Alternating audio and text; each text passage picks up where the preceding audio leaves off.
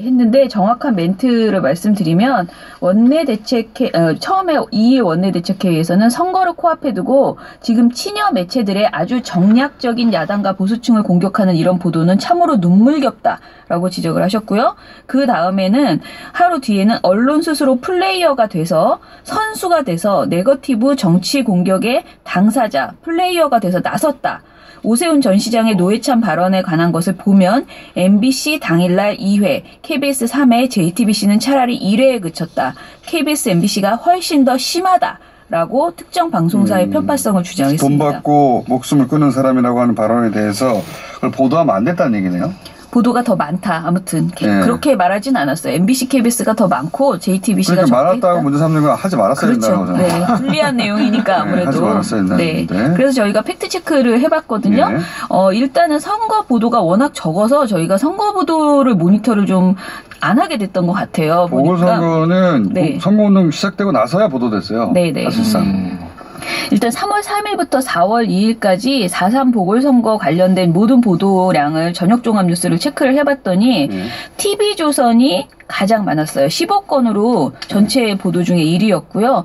JTBC가 14.5건, MBN이 14건, KBS 9.5건, SBS 채널A가 9건, MBC와 YTN이 8.5건 순이었거든요. 그런데 이제 가장 문제가 되는 것은 황교안 경기장 유세 발언, 그러니까 노회찬 의원 관련된 그 오세훈 의원 발언, 그리고 정점식 그 후보의 측근 기자 매수 사안, 이렇게 세 개가 주로 강효상 의원이 생각하는 불리하다고 생각하는 그런 내용이에요. 이때가 돼서야 보도할 만한 사건들이 터지긴 했어요. 네. 그런데 이 세 가지 사안에 대해서 보도한 것만 다시 한번 세워봤거든요. 네. 그랬더니 JTBC가 9건을 보도를 했어요. 네. 가장 많이 했습니다. 그리고는 SBS가 6건을 했어요. 그러니까 지금 KBS, MBC가 많이 했다고 하셨잖아요. 네. 강효상 의원은. 근데 이건 사실과 다르다는 거죠. 숫자가 SBS가 더 많았다? 네. SBS가 6건, 그리고 MBC가 5.5건, 그리고는 뭐 MBN도 5건, TV조선 4건. 이렇게. 0.5건은 뭡니까? 0.5건은요 단신이에요. 단신. 리포트가 없었던 내용. 네, 이렇게 됐어요. 그래서 KBS는 4건이었기 때문에 결코 KBS가 3회 이게 무슨 날을 지칭하는 건지 일단 모르겠어요. 공영방송이 더욱 불리한 보도를 많이 했다는 건 사실이 아니다, 일단은. 예, 저녁 종합 뉴스를 대상으로 했을 때 이렇습니다. 만약에 어떤 날 본인이 생각하신 어떤 날 검색을 했는데 뭐 7시에 하고 8시에 9시에 하고 이렇게 한 거를 보시고 이렇게 말씀하셨을지도 모르겠어요. 그런데 사실관계를 정확하게 모르겠다. 뭘 주장했는지. 예, 맞아요. 근데 객관적으로 봤을 때는 KBS, MBC가 더 많이 보도했다고 볼 수 없고요. 그리고 보도 내용이 중요하잖아요. 근데 이제 주로 논란이 되는 게 황교안 그 대표가 경기장 유세 그 발언, 그 유세를 한 것을 보도하면서, 왜 정의당 사안은 이야기하지 않았느냐, 이런 논란이 있었거든요.